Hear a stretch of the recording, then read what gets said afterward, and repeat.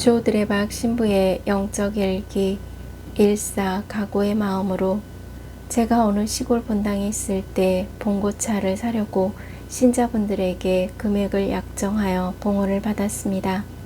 그때는 사무장이 없어서 주보를 만드는 일을 본당 신부인 제가 하면서 봉헌 약정 금액을 주보에 잘못 공제하는 일이 있었습니다. 미사 후에 그 형제님이 찾아와 200만 원을 내놓는 것입니다. 알고 보니 그 형제님은 20만 원을 약정했는데 제가 200만 원으로 주보에 잘못 낸 것입니다.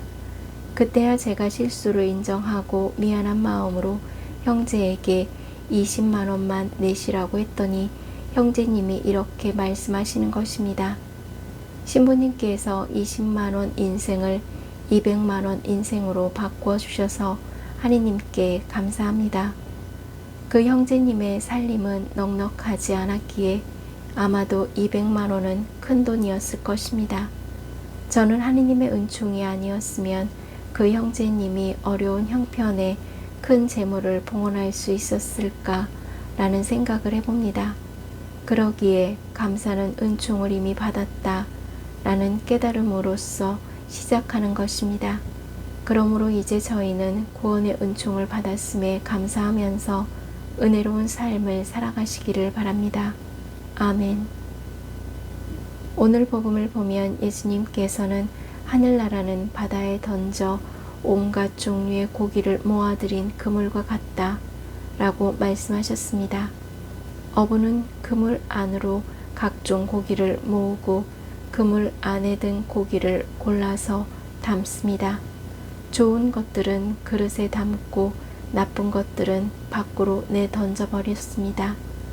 이렇게 하늘나라를 그물로 비유한 말씀은 하늘나라에서도 모으는 것으로 끝나는 것이 아니라 분명한 구별이 있다 라는 것입니다. 그 분명한 구별은 심판이라는 말이고 그날은 반드시 온다 라는 것입니다. 마테오복음 13장 43절을 보면 예수님께서는 가라지 비유를 통해 의인들은 아버지 나라에서 해처럼 빛날 것이다 라고 말씀하셨습니다. 그러므로 오늘 비유 말씀을 통해 의인의 삶을 살려는 이들은 일사각오의 마음으로 더 분명하게 똑바로 살아야 한다 라는 것입니다.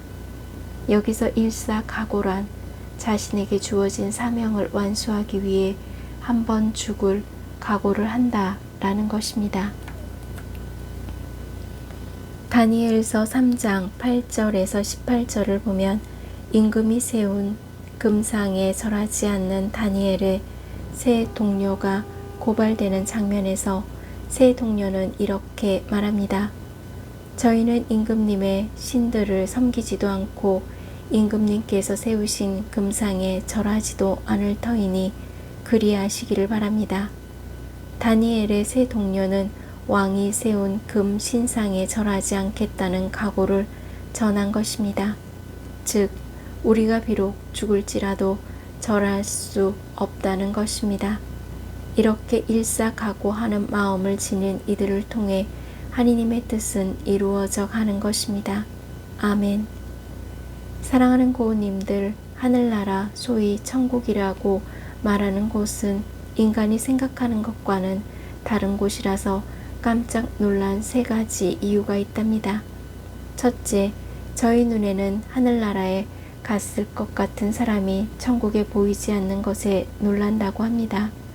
둘째, 저희 눈에는 반드시 지옥에 갔을 것 같은 사람이 하늘나라에 와 있는 것에 놀랍다고 합니다. 셋째, 가장 놀란 것은 나 같은 죄인이 예수님의 피로 구원받아 하늘나라에 와 있다는 것에 놀란답니다. 왜냐하면 고우님들이 속죄제물로 흘리신 예수님의 피로 죄인이 은혜를 받아 새 사람이 되었듯이 천국의 그물에서 버려지지 않는 고기가 되었기 때문입니다. 오늘도 고우님들에게 주어진 어렵고 힘든 일이 기다리고 있을 수 있겠지만 자신감과 배짱 그리고 용기를 지니고 기쁘게 살아가십시오. 이제 일사각오하는 감사하는 마음으로 미사 성제에 참여하여 말씀과 성체 그리고 강복을 통해 주신 하느님의 자애로 성령 충만한 기쁨이 있으시기를 바랍니다. 아멘. 저두레박 사제도 일사각오하는 마음으로 몸과 마음이 아픈 고우님들과 아픈 이들을 돌보는 고우님들 그리고 고우님들의 자녀에게 주님의 치유와 회복의 은총이 임하시기를 기도합니다. 아멘.